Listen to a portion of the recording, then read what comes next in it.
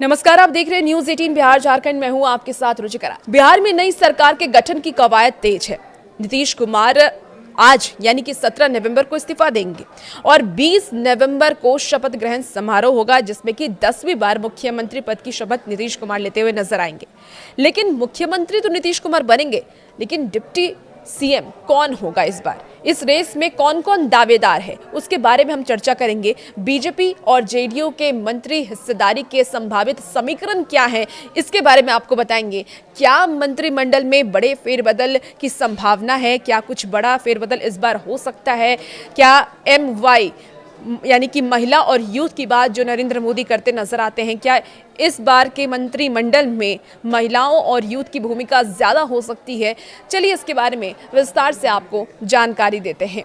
तो देखिए, बिहार विधानसभा चुनाव 2025 में 202 सीटें जीत करके प्रचंड बहुमत हासिल करने वाली राष्ट्रीय जनतांत्रिक गठबंधन यानी कि NDA में अब तक सरकार के गठन को लेकर के अंतिम दौर की कवायद तेज हो गई है। सूत्रों के अनुसार जो जानकारी सामने आ रही है, नीतीश कुमार 17 नवंबर को राज्यपाल को अपना इस्तीफा सौंपेंगे और उसी दिन नई सरकार बनाने का दावा भी पेश करेंगे। सबसे बड़ी खबर यह है कि 20 नवंबर को नीतीश कुमार 10वीं बार मुख्यमंत्री पद की शपथ ले सकते हैं और इस बार के मंत्रिमंडल में बड़ा विस्तार देखने को भी मिलेगा, जिसमें कुल 30 से 32 मंत्री हो सकते हैं, जो कि विधानसभा के क्षमता के अनुसार 36 की सीमा के करीब होगा।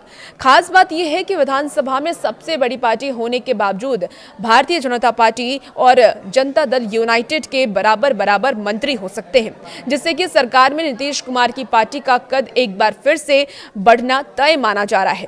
जेडीयू ने विधायक दल की बैठक भी बुलाई है, जिसमें नीतीश कुमार को विधायक दल का नेता चुना जाएगा और इसी दिन बीजेपी विधायक दल की बैठक भी हो सकती है, जिसमें कि उप मुख्यमंत्रियों के नाम पर अंतिम चर्चा होगी। सीएम हाउस के अनुसार आपको बता दें कि सीएम नीतीश कुमार 17 नवंबर को राज्यपाल को अपना इस्तीफा सौंपेंगे और नई सरकार बनाने का दावा भी पेश करेंगे। सहयोगी दल की बात कर लें, जिसमें कि LGP-RV है और RLM है, हम है। तो सबसे पहले LGP-RV की बात कर लेते हैं। LGP-RV और RLM ने भी साफ कर दिया है कि नीतीश कुमार ही मुख्यमंत्री होने वाले हैं। अब नई समीकरण को भी जरा आप समझ लीजिए कि यह जो नया समीकरण है वो कैसे होने वाला है। तो 68 सदस्य हारे हैं और 111 सदस्य जीत करके वापस अपनी सरकार में लौटे हैं।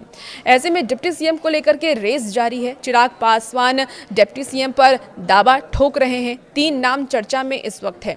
2020 की अगर हम बात करें तो 2020 के नतीजों के बाद बीजेपी ने बिहार में 2 डिप्टी सीएम पद की परंपरा शुरू की थी और एक बार फिर से 2 डिप्टी सीएम बनने की चर्चा अब सामने आ रही है। इसके पहले आपको याद होगा कि सम्राट चौधरी और विजय कुमार सिन्हा डिप्टी सीएम थे और इस बार भी उम्मीद है कि 2 डिप्टी सीएम होंगे, लेकिन इस बार समीकरण बदल सकता है, यानी कि इस बार डिप्टी सीएम बदल सकते हैं। चिराग पासवान भी दावा ठोक रहे हैं कि हमारी पार्टी से डिप्टी सीएम होना चाहिए।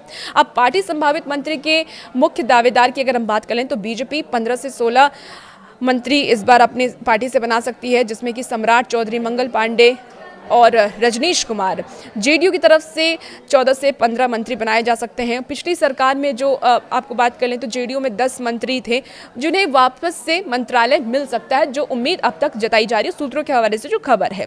इसके साथ ही LGP-RV की बात कर लें तो 3 प्रदेश अध्यक्ष, जिसमें कि राजू तिवारी और हमसे एक संतोष मान जी, RLM से उपेंद्र कुशवाहा की पत्नी स्नेहलता दावेदारी में है। इन्हें कोई भी मंत्रालय दिया जा सकता है। अब LGP-RV की तरफ से जो दावेदारी पेश की गई है डिप्टी सीएम को लेकर के, इसमें कौन कौन से नाम है वो भी जरा आप जान लीजिए। देखिए, इस बार डिप्टी सीएम पद पर चिराग पासवान की पार्टी LGP-RV की दबी जुबान में दावेदारी पेश कर रही है, यानी चिराग पासवान का कहना है कि हमें डिप्टी सीएम का एक पद तो चाहिए। अब चिराग पासवान की पार्टी 19 सीटों पर जीत हासिल की है। उन्हें जो 30 सीटें दी गई थी उसमें से 19 सीटें उन्होंने जीत ली है।